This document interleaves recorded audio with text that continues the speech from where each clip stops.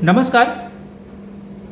आज मैं अपने दर्शकों को एक ऐसी शख्सियत से रूबरू कराने जा रहा हूं जिनका परिचय तो मोहताज नहीं है किसी चीज़ का कि मैं उनके बारे में ज़्यादा कुछ बताऊं। नाम बता दूंगा तो आपको समझ में आ जाएगा कि कितनी बड़ी शख्सियत है। लेकिन हमारे लिए सौभाग्य की बात है कि उनका आशीर्वाद, उनका सानिध्य ग्वालियर के पत्रकारों को मिलने जा रहा है। ग्वालियर में पधारे हैं मुंबई में प्रकाशित होने वाले और पूरे विश्व में अपनी पत्रकारिता की एक अलग राह पे चल कर के अपनी एक अलग साख बनाने वाले सामना अखबार के हिंदी संस्करण के संपादक श्री अनिल तिवारी जी आज हमारे यहाँ आए हुए हैं ग्वालियर में, और हम उनसे पत्रकारिता के संबंध में सामना किस तरीके से काम कर रहा है, वास्तविक पत्रकारिता क्या है, इन सब मुद्दों पर बात करेंगे और कुछ उनके व्यक्तिगत जो जीवन है उस पर भी चर्चा करेंगे और अपने दर्शकों से उनके व्यक्तित्व से भी रूबरू कराएंगे। तो सबसे पहले मैं उनका सब बहुत बहुत स्वागत है। आप ग्वालियर पधारे हैं। थोड़ा सा मैं जानना चाहूँगा कि ग्वालियर आप आए हैं तो यहाँ पर आपको किस संस्था ने इनवाइट किया और किस किस कार्यक्रम में शिरकत करने के लिए आप ग्वालियर आए? ग्वालियर में मैं आया तो मैं पारिवारिक कार्यक्रम के सौजन्य से माध्यम से आया हूँ, और बहुत सारे कार्यक्रम थे यहाँ पत्रकारों के, कल दिन भर चलते रहे। जैसे international centre for media excellence का कार्यक्रम था और ग्वालियर पत्रकार मित्र मंडल का कार्यक्रम था। तो ऐसे तमाम कार्यक्रमों में कल शिरकत की है, और उसके बाद आज पारिवारिक कार्यक्रम में मैं आज का समय उसी में देने जा रहा हूँ। ये जो कार्यक्रम आपने बताए, जिन लोगों ने आपको बुलाया, इन लोगों का आपसे कांटेक्ट कैसे हुआ? आप मुंबई रहते हैं और ग्वालियर के ये लोग हैं, ग्वालियर में संस्थाएं ये चलाते हैं, इन लोगों ने आपसे कांटेक्ट कैसे किया?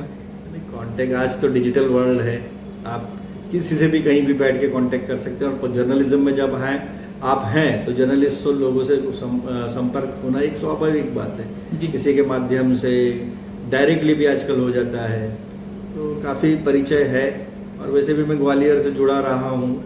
मेरे ग्वालियर में मेरा परिवार है, मतलब मेरे चाचा हैं, दो उनके परिवार हैं, तो ग्वालियर आना जाना, हाँ इस बार ज़रा लंबे अरसे के बाद एक 20-30 साल के बाद आना हुआ है।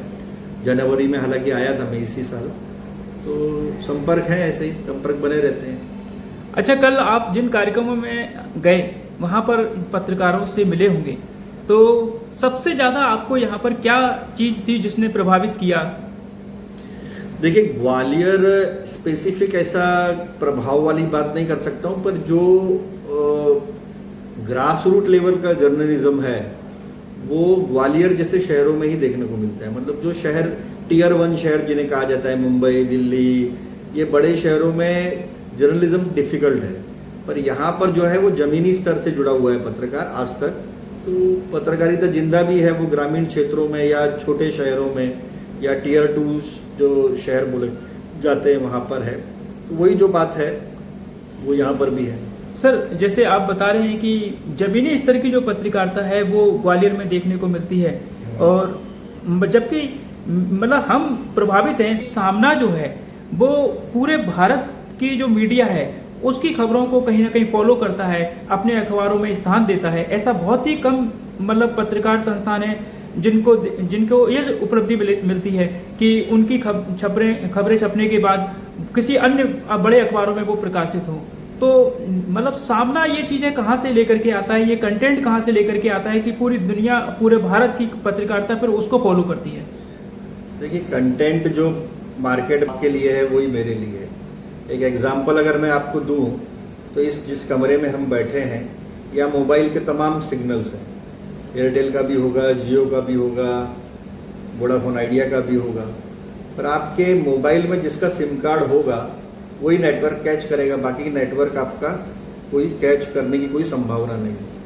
तो खबरें वही हैं जो सभी को दिख रही है, पर सामना का जो रिसीवर है, सामना का जो ट्रांसपोंडर है, वो उन खबरों को सेंस कर लेता है जो लोगों से जुड़ी हुई हैं, आम व्यक्ति से रोजमर्रा की जिसकी समस्या है उसको ही हम लोग भी, जो आप लोग देखते हैं वही हम देखते हैं, पर हमारा देखने का नज़रिया थोड़ा सा अलग होता है। हम उसको और इन डेप्थ जाके देखने की कोशिश करते हैं, क्योंकि सामना के जो संस्थापक संपादक माननीय बाला साहब ठाकरे जी जो थे, उन्होंने हमेशा जो कहा है कि जो अखबार है वो सामान्य व्यक्ति के लिए है, तो सामान्य व्यक्ति की अपेक्षाएं उससे पूरी होनी चाहिए। तो हमेशा कहते थे कि लेटर टू एडिटर जो होता है बहुत इंपॉर्टेंट एक कॉलम है अखबारों में, जहाँ पर जो रीडर है वो आपसे कनेक्ट होता है। अगर आप रीडर के टेस्ट और रीडर की ज़रूरतों को ध्यान में रखेंगे और उसको उस तरीके से पेश करेंगे, मैन्युफैक्चर नहीं करनी है स्टोरी, कोई बनानी नहीं है, उसमें कुछ आपको आर्टिफिशियली ऐड नहीं करना है, जो फैक्ट एंड फिगर है उन्हीं को आपको प्रॉपरली प्ले करना है, एक बढ़िया सी कैची हेडिंग लगा के, बस वही सामना करता है, कोई रॉकेट साइंस नहीं है।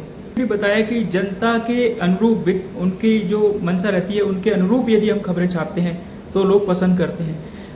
वर्तमान में जो ट्रेंड चल रहा है, मतलब सामना एक बार जब बाला साहब ठाकरे जी का आपने जिक्र किया, जो इसके संस्थापक भी थे, और एक टाइम ऐसा था कि वो इतनी कट्टर हिंदूवादी विचारधारा के साथ में ना खबरें लिखते थे कि जिसको है ना, मतलब है ना, सारा मीडिया तब भी फॉलो करता था, आज भी फॉलो करता है, लेकिन तब वो सामना हमेशा से ही हिंदुत्व और राष्ट्रवाद को लेके चला है और हमेशा चलता रहेगा। लेकिन आजकल सर जो जिस तरह की है ना खबर, सामना में एक खबर छपी, मतलब जिस तरीके की जो अभी मस्जिद को लेकर के, या मतलब जो दंगा हुआ औरंगजेब को लेकर के, है ना, तो उस पे मतलब जो खबरें आ रही हैं, नहीं, आपने जो क्या होता है ना कि लोग अपनी सहूलियत के आधार पर खबर बनाते हैं जी। मैंने अगर 25 लाइन लिखी है, उसमें से आपकी सहूलियत के आधार पे आपको एक लाइन दिखती है, आप उसको एक लाइन का आप विश्लेषण नहीं कर सकते। तो आप जिस भी किसी संदर्भ में बात कर रहे हैं उसको आप पहले एक बार पूरा पढ़िएगा। आप जिसकी बात कर रहे हैं मैं समझ गया जो अग्रलेख की, आप उसको पूरा पढ़िएगा एक बार, तो आपको सवाल जो आप पूछ रहे हैं उसकी गुंजाइश नहीं बचेगी, आपका पिक्चर ऑलरेडी क्लियर हो जाएगा। तो ऐसी कोई बात नहीं है। लोगों का कैसा है कि आज जो है वो विश्व जो है वो एक व्यापारीकरण हो रहा है, तो अखबार भी उससे अछूते नहीं है। तो अखबार को भी अपना प्रोडक्ट बेचना है तो कोई सनसनी क्रिएट करनी पड़ती है जी। तो लोग अपने अपने लिहाज से सनसनी क्रिएट करते हैं, पर जो छप के दूसरे अखबारों में आता है वो पूर्ण सत्य है या अर्ध सत्य, ये समझना बेहद जरूरी है। इसमें कितनी लोग, मतलब जैसा कहा जाता है कि शिवसेना का मुखपत्र सामना है ना, तो यानी कि शिवसेना का मुखपत्र सामना यानी कि वो सिर्फ शिवसेना की ही खबरों को छापेगा, या फिर वो देश से ज्वलंत जो समस्याएं हैं और जो आम व्यक्ति से जुड़ी हुई समस्याएं हैं उनको छापेगा। आपने साथ करता हूँ, आपको सिर्फ शिवसेना की खबर दिखती है क्या उसमें? नहीं, मुझे तो सबकी दिखती है। हाँ, तो आपका सवाल में आपकी जवाब है, ऐसी कोई बात नहीं। कोई भी अखबार शुद्ध रूप से एक ही तरह की खबर नहीं छाप सकता। अगर वो छापता तो फिर वो लोकप्रियता नहीं होती है। लोकप्रियता है तो उसमें समग्रता है। जिस तरीके से ठाकरे जी ने इस अखबार की शुरुआत की थी, क्या अभी भी अखबार उसी पैटर्न पे चल रहा है, या अब वर्तमान समय में मतलब समय के अनुसार अखबार भी बदल रहा है? क्योंकि इससे जुड़ी हुई जो पार्टी है शिवसेना, वो तो कहीं ना कहीं चेंज हो गई है। मतलब पहले बीजेपी से जुड़ी थी, अब कांग्रेस से जुड़ गई है। तो अखबार भी कुछ चेंज हुआ है या अखबार विचारधारा सेम? राजनीति में और नहीं होना ये कोई नई बात नहीं है। तो समय समय के आधार पे चीजें होती रहती हैं, बनती रहती हैं, बिगड़ती रहती हैं, बदलती रहती हैं। और दूसरा जो आपका पहला प्रश्न था कि आपने पूछा कि सामना कैसे चल रहा है, अगर सामना उसी तरह नहीं चल रहा होता तो आज मैं यहाँ बैठा होता क्या, आप मेरा इंटरव्यू कर रहे होते? आपको सामना आज भी प्रभावित कर रहा है ना? जी बिल्कुल। आपको अट्रैक्ट कर रहा है ना? जी। चीजें वैसी हैं, इसका अर्थ है नहीं तो अप्रासंगिक हो चुका होता। अगर वो प्रासंगिकता उसकी बनी हुई है तो वो अपनी लाइन पर चल रहा है, और वो लाइन उस पर चल रहा है जो लोगों की जनहित की लाइन है।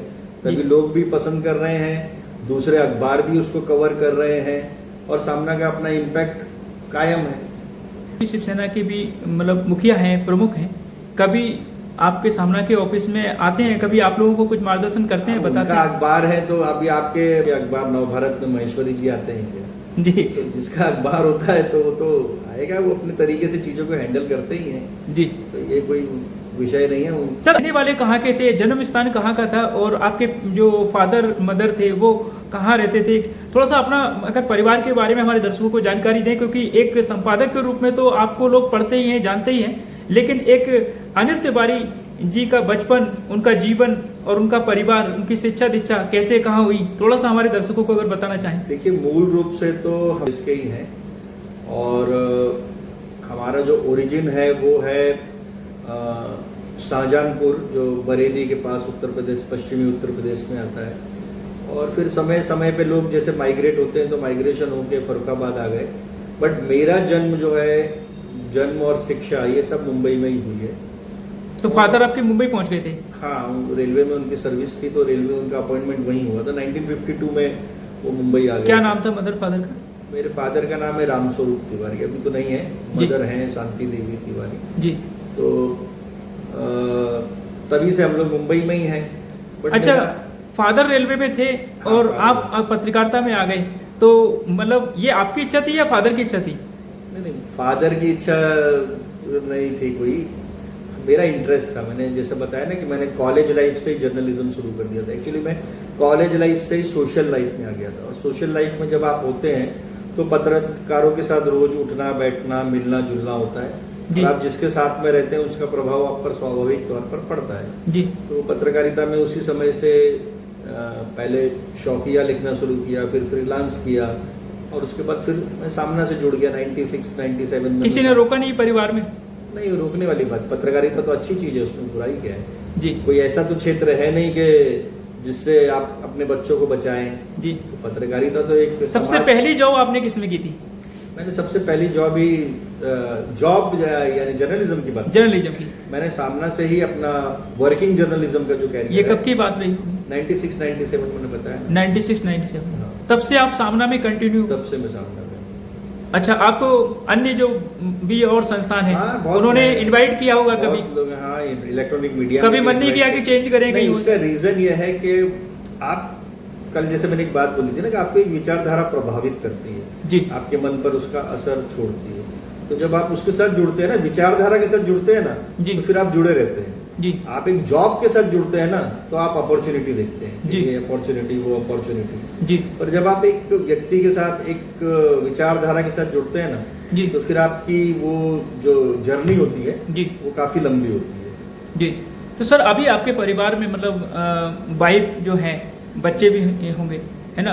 वो कभी नहीं कहते आपसे कि मतलब जब बड़ा कोई ऑफर आता होगा कि पैसों की आवश्यकता है वर्तमान दौर में, तो क्यों नहीं आप चेंज कर लेते? देखिए, हमारी जो नीड है वो हमारा संस्थान पूरी करता है, जी। और व्यक्ति की अगर अपेक्षाओं का कोई अंत नहीं है।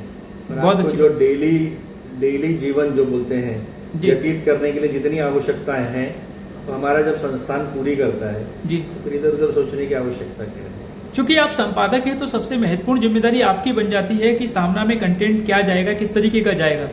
तो उसके लिए आप कितनी मेहनत करते हैं अपनी टीम को एक नया टास्क देने के लिए, और मतलब जब है ना वो टास्क पूरा हो जाता है तो उस टीम का मनोबल और बढ़ाते होंगे।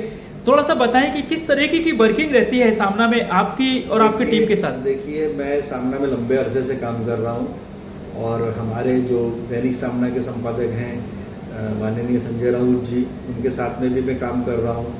तो ये सब हमारे अब ब्लड में है, और हमारी टीम से जो जुड़ता है वो कुछ 2-4 महीने के बाद वो फिर उसी तरीके से काम करने लगता है। उसको समझ में आता है कि हाँ, जर्नलिज्म क्या है। इन शॉर्ट अगर मैं आपको कहूँ तो सामना जो है वो जर्नलिज्म की यूनिवर्सिटी है।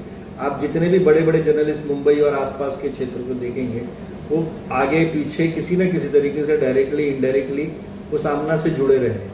क्योंकि सामना जो मैंने आपको, जैसा भी हम जब इनफॉर्मल बात कर रहे थे, तब मैंने आपको बताया कि सामना 2 कदम आगे सोचता है, जी, जो आपने कल बताया। भी सोचता है। जी। तो हम हमारी चीज़ों को उसी तरह से प्रेजेंट करते हैं, उसको मैन्युफैक्चर नहीं करते। मैंने वही बताया ना आपको, हम उसमें कोई लाग लपेट नहीं करते हैं कि कोई आपने उसमें अपने मन से कुछ जोड़ दिया, कुछ नहीं। जी। जो है वही है, जो फैक्ट है, जो फिगर है वही है, पर वो बात को मुखरता से रखने का काम सामना करता है, जो दूसरे अन्य अखबार नहीं करते हैं, या उससे करने से बचते हैं। जी। अब उसके पीछे उनके बहुत सारे रीजन, बहुत सारी मजबूरियां हो सकती हैं, जी। पर उन मजबूरियों से पार होकर सामना जो चीजों को मुखरता से रखता है, ये उसकी यूएसपी है, यूनिक सेलिंग पॉइंट यही है कि हम चीजों को स्पष्ट तौर पे सामने रखते हैं, और पब्लिक को वही चाहिए। सर, एक मैंने, आप जो केशव पांडे जी के यहाँ अभी कल कार्यक्रम में गए थे, तो मैंने उनसे भी ये प्रश्न पूछा था। मैंने उनका जब इंटरव्यू किया था, वो यहाँ पर केंद्रीय मंत्री ज्योतिरादित्य सिंधिया जी के जनसंपर्क अधिकारी रहे हैं। तो मैंने उनसे पूछा था कि एक पत्रकार के लिए जब वो किसी नेता के यहाँ पर उनका जनसंपर्क अधिकारी बनकर के बैठता है, या किसी नेता का अखबार देखता है संपादक के रूप में, तो उसके ऊपर कितना प्रेशर होता है, एक निष्पक्ष पत्रकारिता करने में उसको कितनी तकलीफें आती हैं, क्योंकि उसको उस व्यक्ति को पहले प्राथमिकता देनी पड़ेगी जिसके यहाँ वो काम कर रहा है या जिस पार्टी के लिए वो अखबार छप रहा है। तो इसमें थोड़ा सा मैं आपसे जानना चाहूँगा कि जब कोई पार्टी कोई अखबार संचालित करती है या कोई नेता कोई ना अपने यहाँ पर पत्रकार को जॉब पे रख लेता है, ऐसे PR, ऐसे जनसंपर्क अधिकारी, तो क्या वो निष्पक्ष पत्रकारिता कर सकता है क्या? देखिए, मैं पहली बात तो आप जो कह रहे हैं, मैं उतनी सब जानकारी रखता नहीं हूँ। केशव जी एक अच्छे व्यक्ति हैं। नहीं, मैं जनरल पूछ रहा हूँ। इन जनरल जो है बात अगर वो भी की जाए तो एक जर्नलिज्म और ये दो अलग अलग चीज़ें, PR करना और एक जर्नलिज्म करना। पर सबकी, मैंने जैसा आपको कहा ना, एक विचारधारा है। आप जिस विचारधारा के साथ जुड़ रहे हैं, कितनी गहराई से जुड़ रहे हैं, आपका विषय है। आप उसका बेजा इस्तेमाल नहीं कर रहे हैं, बस दैट्स ऑल, उतना ही आवश्यक है। आप किस तरह से जुड़े हैं, आंशिक पत्रकार के तौर पे जुड़े हैं, फुल टाइमर के तौर पे जुड़े हैं, आप PR कर रहे हैं, तो ये अपने अपने विषय हैं। वो लोग अपने आधार पर उसका निर्णय लेते हैं और उसमें कोई बुराई भी नहीं है।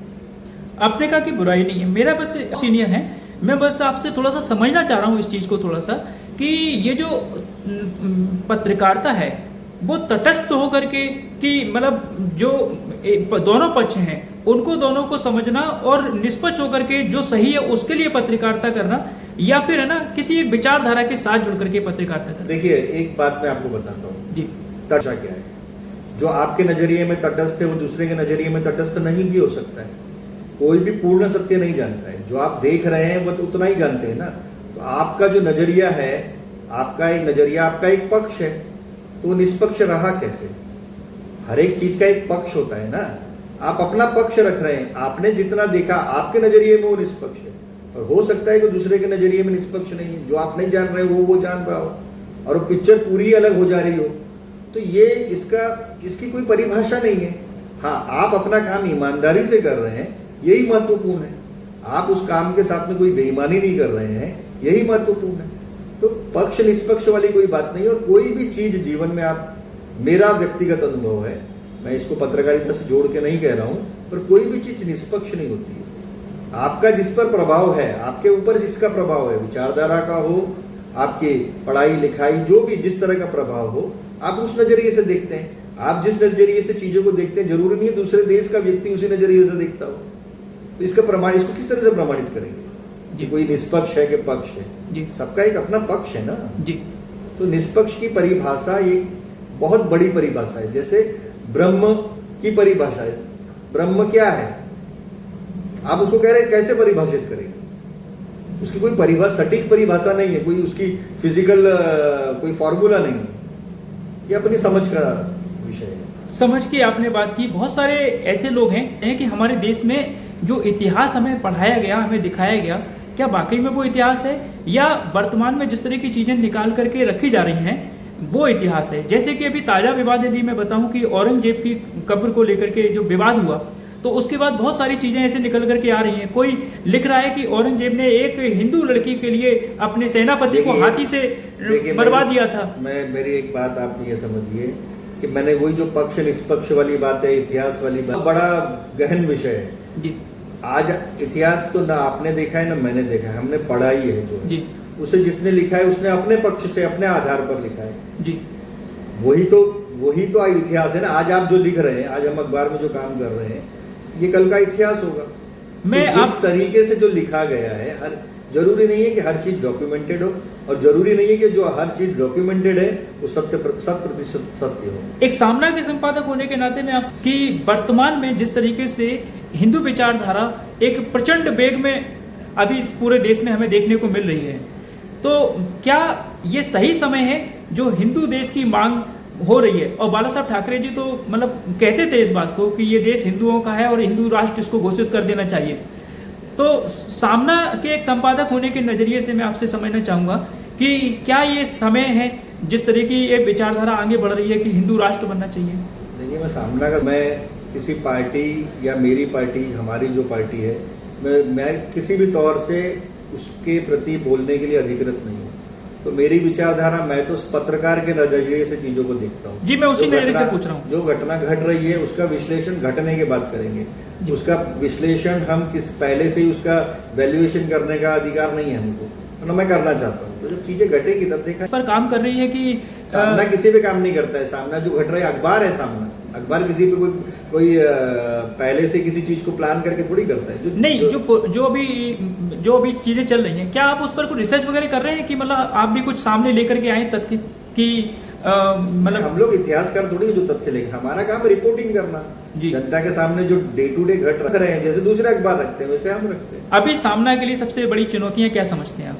कोई चुनौती नहीं है सामना के लिए, नहीं पत्रकारिता के लिए चुनौती है। सामना के लिए क्या चुनौती होगी? जी, पत्रकारिता के लिए चुनौती। पत्रकारिता के लिए आपने कहा चुनौती है। चुनौती हर युग में होती है जी। कौन से युग में चुनौती नहीं थी? वर्तमान में डिजिटल मीडिया आ गया है, इसकी वजह से जिस तरीके से प्रिंट मीडिया की कई जगह पर ना बड़े बड़े अखबारों की प्रतियां कम हो रही हैं। बदलाव जो है प्रकृति का नियम है जी। हम किसी जमाने में पेड़ की छाल पहन के घूमते थे जी। आज आप और मैं पैंट शर्ट और जीन्स पहन के बैठे हैं जी। तो बदलाव को हमने एक्सेप्ट किया ना जी। तो बदलाव तो होता ही रहता है। अखबार की फिजिकल कॉपी कम हुई है तो डिजिटल बढ़ी है। हाँ। लोग सूचनाओं से कटे नहीं है ना, लोग अपडेटेड है ना जी। तो इसका मतलब मीडिया हाउस काम कर रहे हैं तभी लोग अपडेटेड है। आप आज मेरा इंटरव्यू रिकॉर्ड कर रहे हो, आज से 30 साल पहले आप रिकॉर्ड करने की परिस्थिति में थे क्या? मोबाइल ही नहीं था जी। तो कहने की बात यह है कि समय तो बदलता है, समय का चक्र है और वो बदलाव लाता ही है और बदलाव को आपको एक्सेप्ट करना है। आप बदलाव एक्सेप्ट नहीं करोगे आप पिछड़ जाओगे। आप बदलाव एक्सेप्ट करोगे, इसको एक अपॉर्चुनिटी की तरह लेंगे तो आप आगे बढ़ जाएंगे। आप उसको एक अपोनेंट की तरह लेंगे जी। तो आप उससे बदलाव से, समय के साथ कोई नहीं लड़ सकता है। समय के साथ में भगवान भी नहीं लड़ते हैं। भाई हम लोग किस खेत की मूली है जी। तो समय के साथ में बदलाव। तिवारी जी, मतलब जब आप कुछ लिखते हैं, आप अपना संपादकीय भी लिखते होंगे, तो जब आप कुछ भी अपना लिखते हैं और बहुत लंबे समय से आप लिख रहे होंगे, मतलब ऐसे कुछ संस्मरण यदि आप सुनाना चाहें जो आपने लिखा हो, किसी पाठक ने पढ़ करके आपको प्रतिक्रिया दी हो और वो आपके जेहन में हो, आप कुछ हमारे दर्शकों को शेयर करना चाहें, कुछ बताना चाहें? सारी प्रतिक्रियाएं लोग देते रहते हैं समय समय पे। हम अपना काम करते हैं। देखिए कोई, मैंने बताया ना आपको, हम लोग कोई रॉकेट साइंस कोई अलग काम नहीं, जो सब करते हैं वही हम करते हैं जी। जो आपकी सोच है, जैसे आप लिखते हैं, जैसे आप सोचते हैं, वैसे हम भी लिखते हैं, वैसे हम भी सोचते हैं। जिस मंशा को लेकर के आप पत्रकारिता में आए थे इतने लंबे समय के बाद, मतलब आपको लग रहा है कि मैंने जिस काम के लिए आया था वो मैंने कर दिया, या आपको लग रहा है कि अभी भी वो रह गया है? व्यक्ति का जब तक जीवन है तब तक तो काम करता ही रहता है। वो कभी कोई समाधानी होता नहीं और होना भी नहीं चाहिए। आपका जो कार्य है उस पर वो, मैंने जैसे अभी पहले भी बोला, अपना काम ईमानदारी से करते रहिए। कोई मंशा ऐसा स्पेसिफिक कुछ नहीं है। आज जीवन में तो उसमें कुछ भौतिक आवश्यकताएं भी होती है आदमी की, सामाजिक एक आपकी का कर्तव्य भी होता है।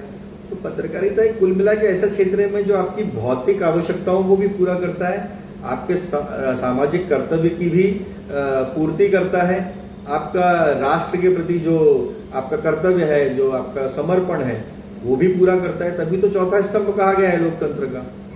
तो अपने आप में जो एक ऐसा पेशा है जो आपको हर चीज प्रोवाइड करता है, मन की संतुष्टि, आत्मसंतुष्टि भी देता है।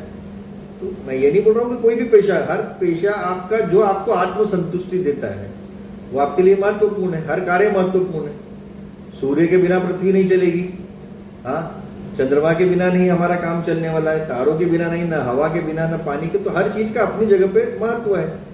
तो सर, मैं दो तरह के लोगों से मिलता हूँ अक्सर, जब भी मैं डेली पत्रकारिता में रहता हूँ, रिपोर्टिंग पे रहता हूँ। दो जो बहुत आस लगा के रहते हैं और कहते हैं कि सर बस आपसे ही उम्मीद है, आप ही मीडिया ही कुछ कर सकता है, हमारी पुलिस नहीं सुन रही, हमारा कोई नहीं सुन रहा। तो वहाँ लगता है कि इनके लिए कुछ करना चाहिए। कुछ ऐसे भी लोग मिलते हैं जो कहते हैं कि साहब पत्रकारिता तो खाऊ हो गई है, पत्रकारिता तो बिकाऊ हो गई है, वो उन्हीं की सुनती है जो पैसे लेकर के काम करते हैं। ये दो तरह के लोग हमें फील्ड में मिलते हैं। आप बताइए, जैसे आप दोनों का अलग अलग पक्ष, जैसे जो पहले आपने बात की थी कि निष्पक्षता वाली, तो यही तो मैं, निष्पक्षता आप तय कैसे करोगे? आपका हर एक का एक नजरिया है जी। तो हर एक का एक नजरिया है, पर हमारा काम है समाज को सूचित करना जी और समाज को शिक्षित करना जी। आपने स्कूल में एक सिलेबस पढ़ा जी, आपका आधार क्या था? पाठ्यक्रम, किताबें, विषय जो अलग अलग है, ये आपका सिलेबस था। रियल लाइफ का सिलेबस क्या है जी? रियल लाइफ का सिलेबस है अखबार जी। आप अखबार पढ़िए, पर विचारधारा तो आप ही तय करोगे ना, आपकी क्या सत्य है, क्या असत्य है, क्या सही है, क्या गलत है जी, ये तो आप तय करोगे। आप पर कैसा प्रभाव है, आप किस चीज को सही मानते हैं जी। हमारा काम है सूचित करना जी और शिक्षित करना। अब शिक्षा ग्रहण करना या सूचना को प्राप्त करना, ये तो सामने वाले पर निर्भर करता है ना। आप किसी से कोई जबरदस्ती तो जबरन तो नहीं करवा सकते हो। हमारा काम, हम हमारा कर्तव्य है ईमानदारी से, सत्य निष्ठा से करें, बस यही आवश्यक है। आप बहुत सारे लोगों के आइडियल होंगे, लेकिन आपका पत्रकारिता में आइडियल कौन हुआ? देखिए, मैं किसका आइडियल हूँ मेरे को नहीं पता, मैं जानता नहीं। नहीं, मेरे तो है, मैंने आपको इसीलिए बुलाया भी, मुझे बड़ा अच्छा लग रहा है आपसे बात करके। लेकिन मैं आपसे जानना चाहता हूँ कि जब आप पत्रकारिता में आए होंगे, आपके लिए आइडियल कौन था? जर्नलिज्म जो है, देखिए हमारे तो आइडियल बाला साहब ठाकरे जी, हमारे आइडियल, मेरे आइडियल पर व्यक्तिगत तौर पर पूछेंगे तो संजय राउत जी हैं, जी, जो मुखरता से अपने विषय को रखते हैं। और विषय ऐसा नहीं, जो विषय जो पहले लोगों को भले नहीं कई बार समझ में आता है, पर जब आगे जब चल के बहुत सारे राजनीतिक और गैर राजनीतिक विषय हैं जो लोगों ने पहले जिसका विरोध किया और बाद में समझ में आया कि नहीं, ये सही कहा गया था। आज उस चीजों को एक्सेप्ट कर रहे हैं, पूरे देश में हो रहा है। स्थानीय लोकाधिकार वाली बात ले लीजिए, जब बाड़ा साहब ने उसका जो मुद्दा उठाया और उस पर काम किया, लोगों ने विरोध किया। आज स्थानीय लोकाधिकार की बात हर कोई कर रहा है। बिहार जो सबसे ज्यादा जहां से विरोध हो रहा था, बिहार से के लोगों से, उत्तर प्रदेश, सब लोग बोलते हैं कि लोकल लोगों को प्राथमिकता दी जानी चाहिए। तो बाड़ा साहब ने ये बहुत पहले बोला था। तो कहने का मतलब यह है कि आप जो है आपके कार्य पर अपना फोकस रखिए, और जो भविष्य, जो आगे के आने वाले वक्त को देख सकता है, वही जर्नलिस्ट है। मैं जैसा हूं, 2 हाथ हैं मेरे, 2 पैर हैं, वैसे ही दूसरे लोग भी हैं। पर हमको जो दूसरे लोगों से भिन्न करता है वो ये है कि हम जर्नलिस्ट अगर हैं तो हमको चीजों की इन डेप्थ समझ होनी चाहिए, और उस समझ को हमको लोगों के सामने सरलीकृत करके रखना चाहिए, और वो रखने का काम हमारा है। बहुत अच्छी बातें आप बता रहे हो। निश्चित तौर पर इस पॉडकास्ट को, इंटरव्यू को जो भी हमारे दर्शक देखेंगे, उनको बहुत सारी चीज़ें नई जानने को मिलेगी, और उनको पत्रकारिता में भी काफ़ी सहयोग मिलेगा। सर, आपसे ये पूछना चाहूँगा कि आपने बाला साहब ठाकरे जी के साथ भी काम किया है, उनके सानिध्य में भी किया है, उद्धव ठाकरे जी के भी सानिध्य में किया, और संजय राउत जी के भी। अभी अगर मैं ये 2 लाइन अगर पूछना चाहूँ तो इनके व्यक्तित्व के बारे में आप क्या बताना चाहेंगे? सबका व्यक्तित्व महान है, इसलिए मैंने सबके साथ काम किया है और आगे भी भविष्य में भी करता रहूँगा। उसमें कोई तुलनात्मक बात नहीं है। सब कैसे व्यक्ति थे बाला साहब ठाकरे जी? क्योंकि हम कभी नहीं मिल पाए उनसे, आप उनके साथ मिले थे, तो आपके नजरिए से अगर किसी का व्यक्तित्व जानने के लिए आवश्यकता थोड़ी है उनसे मिलने के लिए, उनका तो व्यक्तित्व पूरा पब्लिक डोमेन में है। ठाकरे जी और उनमें कुछ, उद्धव ठाकरे जी और बाला साहब ठाकरे जी में क्या भिन्नता है? हर एक व्यक्ति में भिन्नता होती है ना। आप में और मेरे में है ना। कोई किसी की कार्बन कॉपी होता है क्या? आप मेरे जैसे एज इट इज हैं क्या? तो हर एक में कोई भिन्नता होती है ये जी, वही, तभी तो व्यक्ति अलग है ना जी। ये मैं सवाल नए जो पत्रकार आते हैं आपके पास, क्या देखते हैं आप उनको? जब सामना से वो जुड़ने के लिए आते होंगे तो क्या देखते हैं उनके अंदर, क्या क्वालिटी होनी चाहिए? क्वालिटी वही मैंने बताया ना, आप सामान्य व्यक्ति ही हैं, पर आपको चीजों को समझने का नजरिया अलग होना चाहिए। आप उसको आज के परिप्रेक्ष्य में देखेंगे तो कभी चीजों को नहीं समझ पाएंगे। आज आप जो काम कर रहे हैं उसका असर तो कल होना है ना। आपको उसका विश्लेषण करना है, बस यही आवश्यकता है। आपको between the lines, behind the curtain जो स्टोरी है वो लानी है, उस पर फोकस करना है। जो सामने दिख रहा है वही हमेशा सत्य होता है, ऐसा नहीं होता है ना। वो चीजों को बारीकी से समझना, यही आपका जो ट्रांसपॉन्डर है वो आपको मजबूत करना है। उन चीजों को, उस वेवलेंथ को, उस सिग्नल को पकड़ना है। मुंबई में मतलब राजनीति भी बहुत बड़े स्तर की होती है, और मुंबई चूंकि इतना बड़ा शहर तो है ही। आप मेरे से पत्रकारिता के संदर्भ में बात करिए, राजनीतिक मैं व्यक्ति हूं नहीं ना, राजनीतिक नहीं, मैं पत्रकारिता के संबंध में ही प्रश्न कर रहा हूँ। मेरा प्रश्न ये था कि मुंबई में राजनीति बहुत बड़े स्तर पे होती है, और वहाँ का जो महानगर जो स्वरूप है वो भी बहुत बड़ा है। तो सामना जब कंटेंट लिखता है तो उसमें जो लोकल, जो मुंबई के जो लोग हैं, जो धारावी जैसी जगह हैं, जो वहाँ पर गरीबी में जी रहे हैं, जो बाहर से अप्रवासी।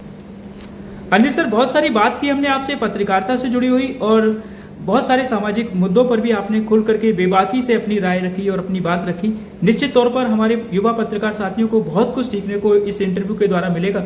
चलते चलते पर मैं आपसे बस इतना ही जानना चाहूँगा सर कि आप पत्रकारिता के साथ साथ मतलब अपने परिवार को और अपने आप को जो समय देते हैं, तो इतना फिट आप दिख रहे हैं, मतलब इतना लंबा पत्रकारिता करने के बाद, क्योंकि टेंशन वाला काम भी होता है।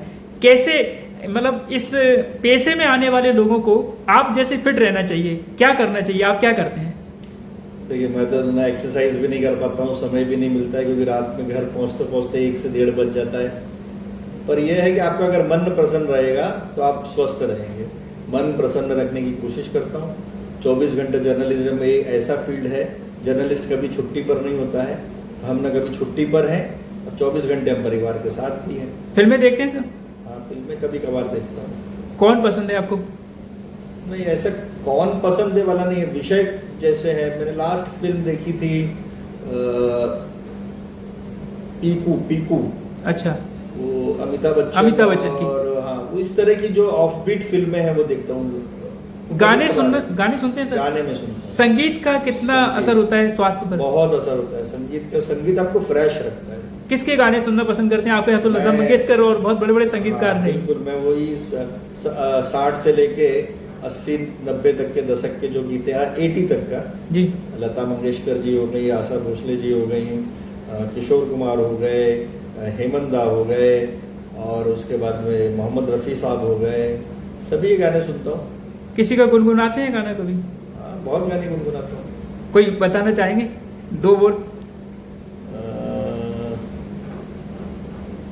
होठों से छू लो तुम, मेरा गीत अमर कर दो, बन जाओ मीत मेरी प्रीत अमर कर दो। ये तो जगदीश सिंह जी बहुत का है। बढ़िया, बहुत बढ़िया। किशोर कुमार ने भी गाया है, जी। जगदीश सिंह का भी गाना है। किशोर कुमार का भी कोई गाना? किशोर जी का कोई गाना, प्यार मांगा है तुम्हीं से, क्या बात? ना इनकार करो, पास बैठो जरा आज तो इकरार करो, मुझे प्यार करो। बहुत बढ़िया सर, बहुत बढ़िया। बहुत अच्छा लगा सर आपसे बात करके, और बहुत अच्छा लगा कि आप ग्वालियर आए, और मैं चाहूँगा कि रहिए और हम पत्रकारों को अपना मार्गदर्शन देते रहिए, ताकि आपके मार्गदर्शन में बताए रास्ते पर चलते हुए हम भी कुछ पत्रकारिता के लिए कर सकें। आपने बहुत कुछ किया है पत्रकारिता के लिए, हम सलाम करते हैं, सैल्यूट करते हैं आपकी पत्रकारिता को, और सामना की बेबाक जिस तरीके से आप राय रखते हैं, और हम पूरे अपने ग्वालियर के और हमारे चैनल के माध्यम से दूर दराज के जहाँ भी इस इंटरव्यू को लोग देख रहे हैं, उनसे यही कहना चाहेंगे कि अनिल तिवारी जी जैसा सटीक व्यक्ति मैंने पहली बार देखा है। कि हमारे इंटरव्यू में कई लोग आए, कई लोगों ने इधर उधर की बातें की, पर जिस तरीके से उन्होंने जो बात रखी वो तटस्थ होकर के रखी, और उन्होंने कहा कि जो सत्य है वो सत्य है। और इसी के साथ मैं इस पॉडकास्ट को, इस इंटरव्यू को मैं विराम दूंगा, लेकिन मैं उम्मीद करूंगा कि अगली बार जब भी अनिल जी यहाँ आएंगे तो एक बार आगे के जो कुछ भी उन्होंने किए होंगे उन चीज़ों को लेकर के हम आपके साथ फिर से रूबरू होंगे। हमें समय देने के लिए सर बहुत बहुत धन्यवाद। जय हिंद, जय भारत।